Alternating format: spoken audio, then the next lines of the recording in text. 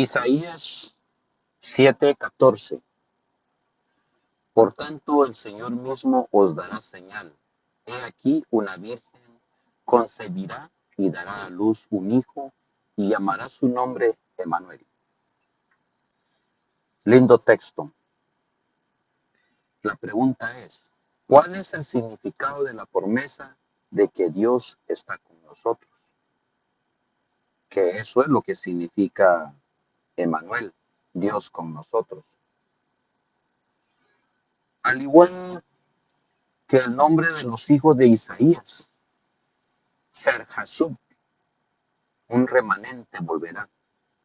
Ser Hasub, un remanente volverá. Y el segundo nombre de Isaías es Maher Salalhabas, que significa el despojo se apresura. Qué interesante, ¿no? Ah, un hijo, los dos hijos de Isaías tienen diferentes nombres. Uno, traducido al español,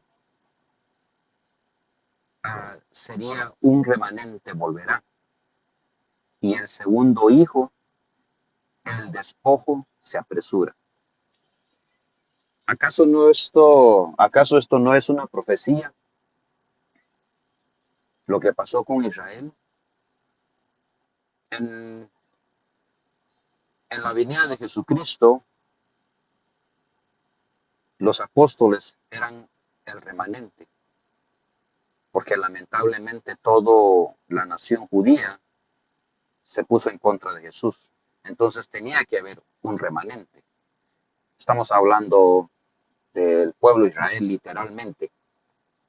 No estamos hablando en el presente, que también va a suceder lo mismo, pero en el tiempo pasado el pueblo de Israel se volteó, se puso en contra de Jesús y lo crucificaron o fue muerto en un madero.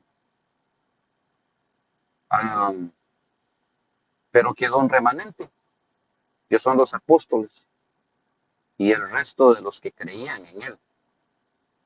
Pero luego hay un segundo hijo que se llama Maher Salalhabas, que significa el despojo se apresura. ¿Esto es una realidad o no es una realidad? Israel fue despojado como nación de Dios después de la muerte de Cristo, ¿sí o no? Se los dejo a ustedes, revisen la historia, vean la historia. ¿Cuánto tiempo anduvo Israel en el mundo vagando sin nación? No, o sin territorio, es básicamente lo que quiero entender. No tenían territorio y no tenían nombre. Cada quien agarró por su lado. Muchas de las tribus se perdieron. Hasta la fecha no se sabe dónde están. Algunas tribus pues todavía están ahí, pero otras se desaparecieron. O sea, en otras palabras, las 12 tribus en la actualidad de Israel no existen. El pueblo de Israel no existe porque se componía de 12 tribus. No existe.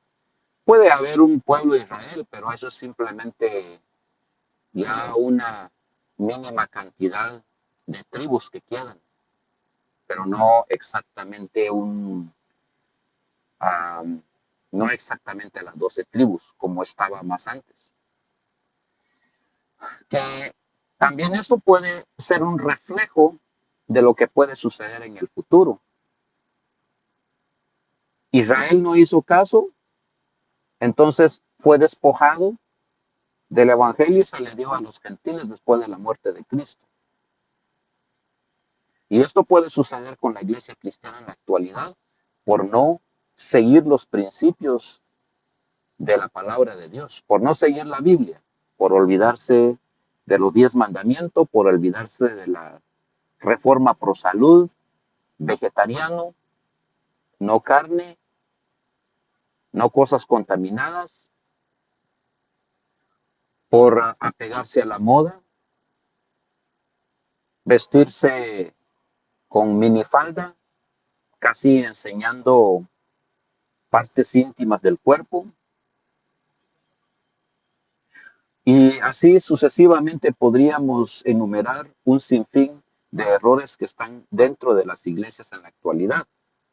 Incluso, por ejemplo, pantalones bien apretados, mostrando a las partes que no se deben de hacer eso, como una provocación al ser humano, a los hermanos, bueno, etcétera. Y aparte de eso, pues todas estas prácticas que ustedes ven son prácticas de gentiles, práctica de los gentiles que se practica en el mundo. Por eso es que hay un ejemplo muy interesante del pueblo de Israel cuando dejó Egipto. El pueblo de Israel dejó Egipto, pero no dejó el Egipto espiritual, o sea, llevó el Egipto espiritual, que es la creencia de los egipcios, creer en muchos dioses, creer en las modas, creer en los ritos, creer en un sinfín de ritos, de otras cosas que no están bajo la inspección bíblica. Entonces, cuando Israel fue tomada, cuando fue tomado de Egipto y Dios lo llevó al desierto, muchos de los israelitas, la mayor parte, llevó contigo las costumbres egipcias. Y es exactamente un ejemplo para el pueblo de Dios en la actualidad. El pueblo de Dios en la actualidad salió de Egipto, pero lleva consigo las prácticas paganas del mundo o de los gentiles, por llamarlo así.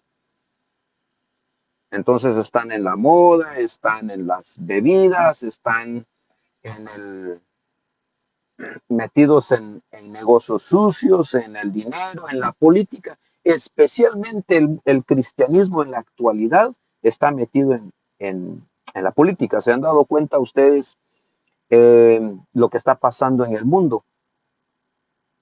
Por ejemplo, en Sudamérica, en Centroamérica, en Norteamérica. Hay muchas personas que han usado la Biblia para ser presidente, incluso toman la Biblia, acusan a otros usando la Biblia, que sinceramente no quiero hacer referencia, no quiero hacer referencia de verdad.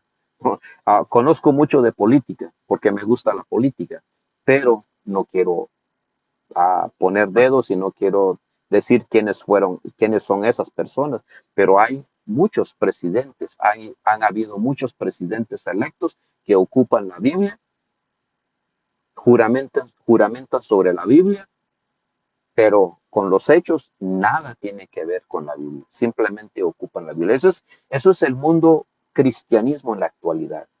Entonces, ¿qué está pasando? Que salen de Egipto, pero no dejan Egipto, sino la llevan consigo y practican consigo, y es ahí donde nos estamos convirtiendo en el segundo hijo de Isaías.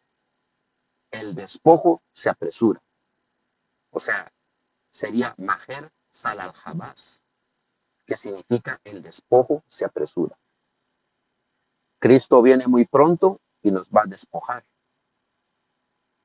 Es muy importante que nosotros consideremos que no podemos llevar con nosotros, si nosotros nos bautizamos, si nosotros llegamos a ser hijos del Altísimo, no podemos llevar con nosotros las costumbres egipcias, o sea, las costumbres gentiles o del mundo. Hay muchas personas que dicen del mundo, porque la Biblia dice mundano, habla sobre el mundanismo, sobre los mundanos, habla sobre las cosas del mundo, pero yo diría mejor a gentil, costumbres paganas.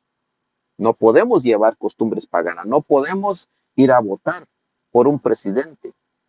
Es totalmente um, antibíblico ir a votar.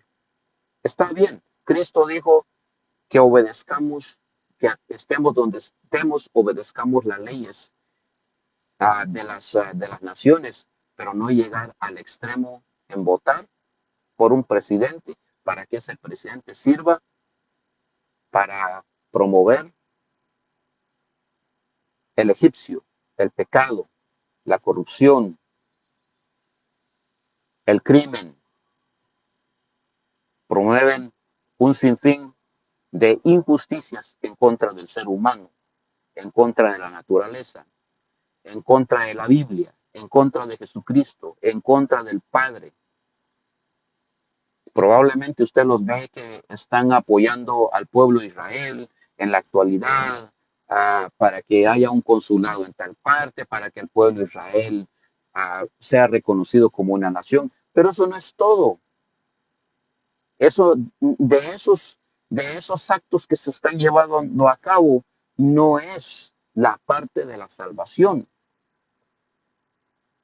La salvación es algo más que votar. La salvación es algo más que cometer un crimen. La salvación es algo más que estar en corrupción. La salvación es algo más que llevar una Biblia en el Congreso o llevar una Biblia y luego jurar por ella, decir que, y el presidente decir que no va a cometer corrupción, que no va a cometer errores. La salvación no consiste en hablar y decir que eres protestante o eres evangélico o eres cristiano. La salvación, ser discípulo, ser un apóstol, no consiste en estar metido en políticas e injusticias, cosas de egipcios, cosas del mundo, cosas de los gentiles, cosas que no tienen nada que ver absolutamente con la palabra de Dios. Por eso el título, generalmente el título de esto se titula Dios está con nosotros. Pero ¿cómo Dios va a estar con nosotros si nosotros estamos metidos en asuntos ilícitos, en que van en contra de la palabra de Dios, como lo hizo el pueblo de Israel, como lo hizo cada rey de Israel, como lo hizo Acab, que estábamos ahorita estudiando? Entonces, la mayor parte de los reyes de Israel no fue fiel a Dios. Algunos se arrepintieron. Bueno, somos humanos, ¿no? Pero esa no es la voluntad de Dios. Abiertamente estar a favor del mal o hacer negocios con otras naciones o hacer negocios sucios, ilícitos con los gentiles o con el mundo. ¿Tiene usted un ejemplo, los apóstoles? Lea usted la vida de Pablo, la vida de Pedro, Santiago, Juan. Ninguno de ellos, en la Biblia no va a encontrar usted que Juan el teólogo o Pedro, Tomás, Santiago, Pablo, que haya hecho asuntos, que haya hecho arreglos, que haya participado en asuntos políticos con las naciones. A pesar de que Pablo tenía una influencia grande porque era una persona erudita, era una persona muy preparada académicamente, y él tenía la oportunidad de tener un cargo. Si él hubiera querido, hubiera tenido un cargo, hubiera tenido la oportunidad de trabajar dentro del gobierno romano o dentro del gobierno Israel. Él tenía toda la oportunidad porque era una persona preparada, pero sin embargo, ¿cuál fue el ejemplo de él? Que él se alejó de todas estas naciones que están involucradas en políticas, en asuntos ilícitos. ¿Y qué le pasó a Pablo? Lo mataron. ¿Qué le pasó a Pedro? Lo mataron. ¿Qué les pasó a todos los 12 apóstoles? Lo mataron, los mataron porque ellos no estaban involucrados en asuntos ilícitos, en política y en otros asuntos, en otras instituciones que son criadas por los gobiernos. Ellos simplemente, los apóstoles, siguieron un solo camino, y es la institución de la verdad presente de Jesucristo, la verdad presente del Padre. Eso es todo lo que ellos siguieron, eso es todo lo que hicieron y por eso fueron muertos. ¿Qué pasó en la Edad Media? En la Edad Media sobrevivieron las personas que estaban a favor políticamente y religiosamente con los reyes en los 1200 y que usted estaba a favor de la doctrina que se predicaba en ese entonces por la Iglesia Católica y por los reyes, pues usted era bienvenido y no tenía problema. Pero si usted sacaba a luz los problemas que se llevaban a cabo, los problemas doctrinales, los problemas, bueno, pongámosle ahí doctrinal, porque ahí es donde se desengancha todo el sistema, o corrupción o verdad. Entonces, pero como nadie estuvo a favor de la doctrina católica, bueno, cuando digo nadie, quiere decir todas esas personas que fueron fieles um, al Señor Jesús, los mataban, los quemaban, los llevaban a los lugares, como decirlo, en los parques en la actualidad, los quemaban ahí enfrente de la gente para que la gente no hiciera lo que esta gente estaba haciendo, los llamaban eh, eh, errados, los llevaban heréticos, los llamaban, les ponían diferentes tipos de nombre como demonios, diablos, les ponían nombres como en la frente o en cualquier parte del cuerpo, les ponían rótulos de nombres muy feos como diablos, Satanás, demonios, heréticos, les ponían nombres y los mataban. ¿Por qué? Porque no se ponían al lado ni del rey ni de la Iglesia Católica en la Inquisición. Si usted mira la historia, en la historia siempre el cristiano, el verdadero cristiano que predica, que sigue la doctrina de Jesucristo, siempre ha sido perseguido. Vean la historia. Desde el año cuando se murió Jesucristo y resucitó, los apóstoles los mataron. El último que lo mataron, bueno, el último que sobrevivió fue Juan hasta el año 100, pero la mayor parte murió.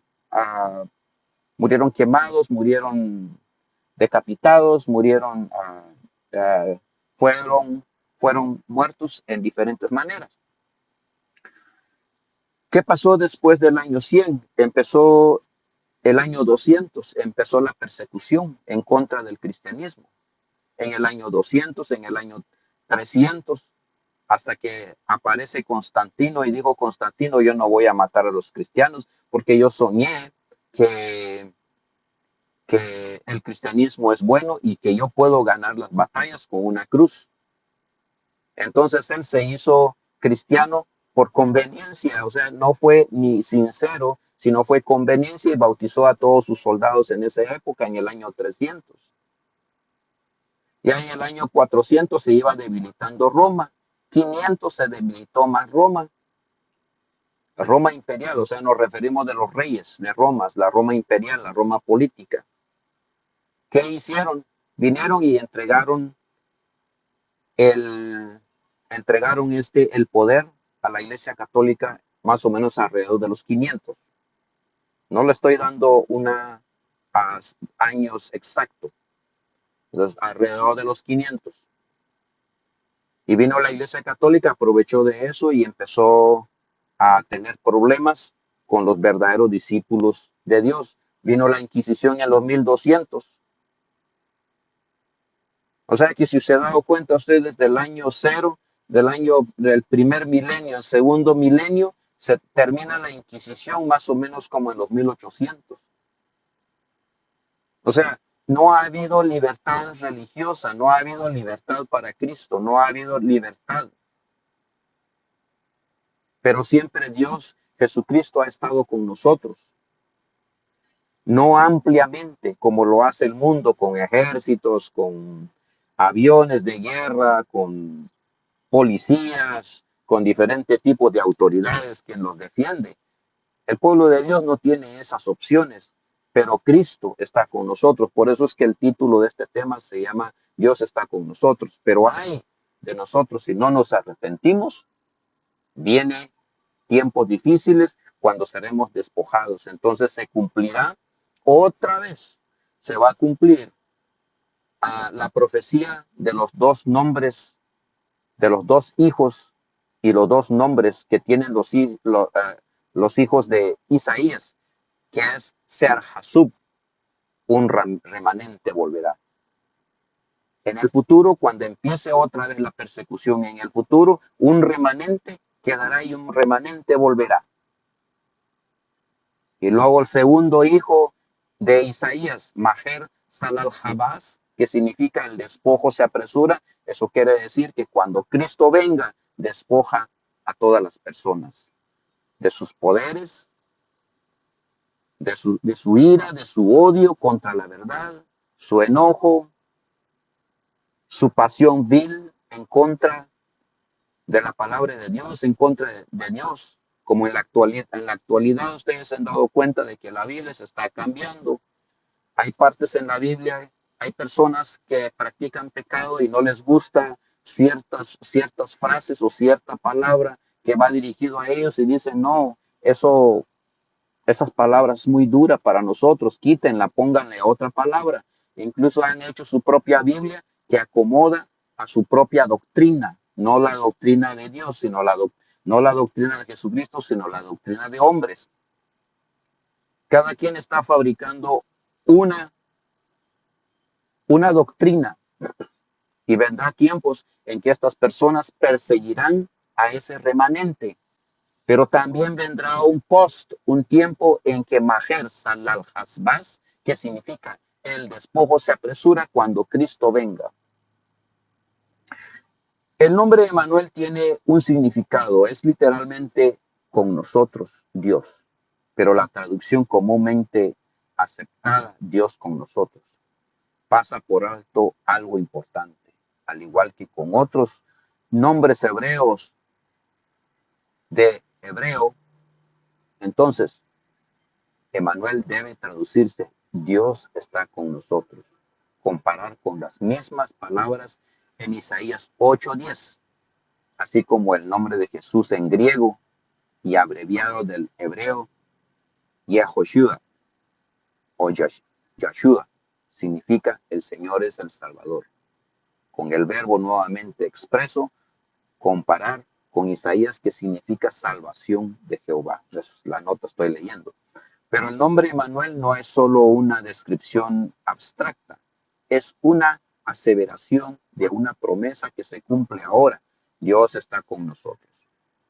¿Cuál es el significado de la promesa de que Dios está con nosotros? No hay mayor seguridad ni consuelo. Dios no promete que su pueblo no sufrirá dificultades ni dolor, pero promete estar con él. El salmista dice, el salmista dice, aunque ande en valle de sombra, de muerte, no temeré mal alguno, porque tú estarás conmigo, tu vara y tu cayado me infundirán aliento. Salmos 23:4. Dios dice, cuando pases por las aguas, yo estaré contigo.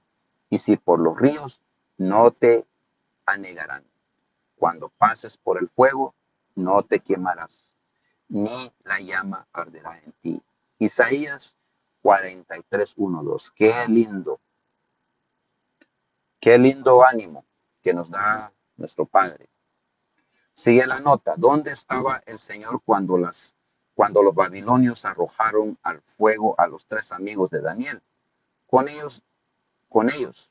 Según Daniel 3:23-25. ¿Dónde estaba el Señor durante el tiempo de la angustia de Jacob, cuando luchó hasta el amanecer? En los brazos de Jacob, lo más cerca que pudo llegar, según Génesis 32:24-30. Aunque el Señor no se presente en forma física en la tierra, atraviesa la experiencia de su pueblo junto a él. ¿Dónde estaba el Señor cuando la multitud condenó a Esteban? ¿Se acuerdan, no? De Esteban, el primer discípulo, el primero que fue apedreado por los judíos, el primer mártir del Evangelio, por no, por no seguir la doctrina de Roma, por no seguir la doctrina de los judíos, lo mataron. Por no seguir la justicia del hombre y la justicia de Israel, ya caído, por eso lo mataron. De pie a la derecha de Dios, Hechos 7:55. Pero cuando Jesús ascendió al cielo, se sentó a la diestra de la majestad en las alturas, según Hebreos 1:3. ¿Por qué se puso de pie cuando Esteban estaba en problemas, a punto de morir, apedreado? Como dijo, como dijo Morris Benden, Jesús no iba a soportar ese sentado. Está en Gain God's Faulty Heroes, página 66. Aunque tenemos la promesa de que Dios está con nosotros, ¿cuál es la diferencia si aún enfrentamos terribles pruebas y sufrimientos? ¿Cuán bien nos hace saber que contamos con su presencia? Explica tu respuesta. O sea, date una respuesta a ti mismo. Estudia. No esperes que yo o otros predicadores te convenza. Convéncete a ti mismo primero. Por eso es de que en muchos de estos temas yo no, a veces no doy mucha explicación en estos temas porque, pues, cuando usted tiene esa pasión, ese amor, ese deseo de aprender del Señor Jesús y del Padre, usted, como sea, consigue una Biblia y lo busca. Es igual como cuando usted tiene pasión por el estudio y aunque no tenga dinero, aunque no tenga con qué, usted como chavo o muchacha, usted busca la manera cómo hacer para pagar sus estudios. Esto es lo mismo. O sea, el que tiene pasión, el que tiene amor por el Padre y por el Hijo, buscará la manera cómo encontrar la verdad. Buscará. Y ahora está más fácil porque hay internet por todas partes en el mundo. ¿Verdad? En vez de estar viendo Facebook, usted puede buscar información en Google y encontrar información sobre la verdad. Dice aquí más. Vamos a leer un poco más. Como un pastor terrenal conoce sus ovejas, así el divino pastor conoce su rebaño, esparcido por el mundo.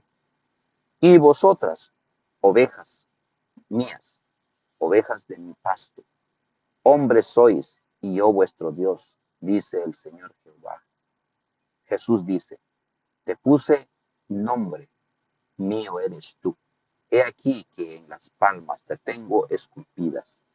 Ezequiel 34:31, Isaías 43:1, Isaías 49:16. Jesús nos conoce individualmente y se conmueve por el sentimiento de nuestras flaquezas. Nos conoce a todos por nombre. Conoce la casa en que vivimos y el nombre de cada ocupante. Dios a veces da, Dios a veces da instrucciones a sus siervos para que fueran a cierta calle y cierta ciudad, a tal casa, para hallar a una de sus ovejas. ¿Acaso es cierto eso o no? Lo que pasó con Pablo. Pablo fue instruido a ir a una casa y preguntar por un hombre.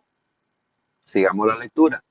Cada alma es tan plenamente conocida por Jesús como si fuera la única por el cual el Salvador murió. Las penas de cada uno conmueve su corazón. El clamor por el auxilio penetra en su oído. Él vino para atraer a todos los hombres así. Los invita. Seguidme. Y su espíritu obra en sus corazones para inducirlos a venir a Él. Muchos rehúsan ser atraídos. Jesús conoce quiénes son. Sabe también quiénes oyen alegremente un llamamiento y están listos para colocarse bajo su cuidado pastoral. Él dice, mis ovejas oyen mi voz y yo los conozco y me siguen. Cuida a cada uno, a cada una, como si no hubiera otra sobre la haz de la tierra. El deseado de todas las gentes, página 445. Cuando la dificultad nos sobreviene, con cuánta frecuencia somos como Pedro, miramos las olas en vez de mantener nuestros ojos fijos en el Salvador. Nuestros pies resbalan y las orgullosas aguas sumergen nuestras almas. Jesús no le había pedido a Pedro que fuere a él para perecer. Él no nos invita a seguirle para luego abandonarnos. No temas, dice, porque yo te redimí. Te puse nombre, mío eres tú. Cuando pasares por las aguas, yo seré contigo, y por los ríos no te enegarán. Cuando pasares por el fuego, no te quemarás, ni la llama arderá en ti. Porque yo, Jehová Dios tuyo, el Santo de Israel, soy tu Salvador. Isaías 43, 1 al 3. Jesús leía el carácter de sus discípulos, sabía cuán intensamente había de ser probado su fe. En este incidente sobre el mar deseaba revelar a Pedro su propia debilidad, para mostrarle que su seguridad estaba en depender constantemente del poder divino. En medio de las tormentas de la tentación podía andar seguramente tan solo. Sí, desconfiando totalmente de sí mismo, fiaba en el Salvador y en el punto en que Pedro se creía fuerte, era donde era débil. Hasta que pudo discernir su debilidad, no pudo darse cuenta de cuánto necesitaba depender de Cristo. Si él hubiese aprendido la lección que Jesús trataba de enseñarle en aquel incidente sobre el mar, no habría fracasado cuando le vino la gran prueba. El deseado de todas las gentes, página 345. Queridos amigos, tengan ustedes un buen día. Gracias por escuchar. Compartan los videos y también suscríbanse para que este mensaje llegue a más. Y gracias una vez más y un feliz día. Su amigo Bernie Alvarado.